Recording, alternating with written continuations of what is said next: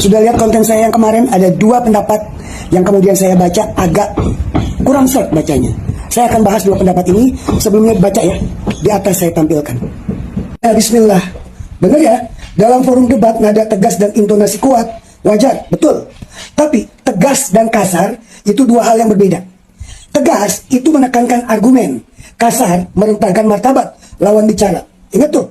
Dan ketika ada seorang pejabat publik berdebat dengan nada tinggi disertai membentak terhadap seorang guru, apalagi gurunya guru wanita, itu bukan bagian dari dinamika debat.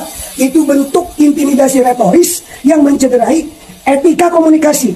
Kedua, dia bilang saya melakukan logical fallacy. Justru di sini dia jatuh pada kekeliruan logika false context, menarik pembenaran dari kondisi debat umum. Lalu dia tempelin ke konteks sosial yang berbeda, forum publik yang disiarkan dengan relasi kuasa yang timpang antara pejabat dengan guru. Tuh bedanya. Debat di televisi bukan ruang akademik yang steril. Debat di televisi adalah ruang sosial, bikin persepsi, membentuk persepsi publik. Waktu ada pejabat bentak-bentak guru, publik akan menilai, oh jadi boleh lo ngebentak guru. Bahaya bro. Ketiga, dia sebut, saya harus lihat waktu, kondisi, sama tempat. Betul. Dalam konteks ini, tempatnya adalah ruang publik. Kondisinya adalah perdebatan pendidikan.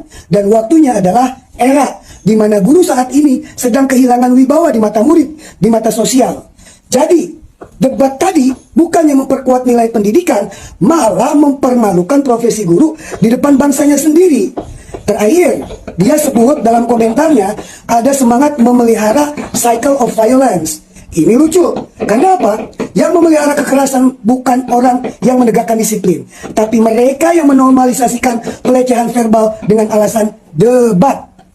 Kalau di Eropa mungkin berbicara dengan keras dianggapnya ekspresif, bagus. Tapi ingat kita di timur, di Indonesia, kita punya nilai luhur yang disebut apa? Adab.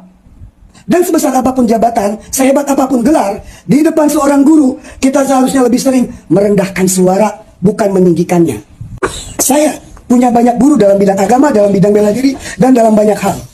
Kalau ada satu guru saya, kemudian mengeluarkan pendapat yang saya tidak setujui, maka apa yang saya lakukan? Saya diam. Saya menghormati perbedaan pendapat. Saya sama guru bela diri saya, dia ngomong 10 kalimat, 9-nya saya nggak setuju. Tapi apa kemudian saya memberontak dan berkata kasar kepada beliau? Tidak. Karena buat saya, menentukan hati di depan guru adalah bagian dari adab saya kepada guru. Apalagi ilmunya saya pakai buat cari duit. Nggak berani saya protes kepada guru. Ingat tuh, adab itu yang mulai hilang di Indonesia. Camkan baik-baik.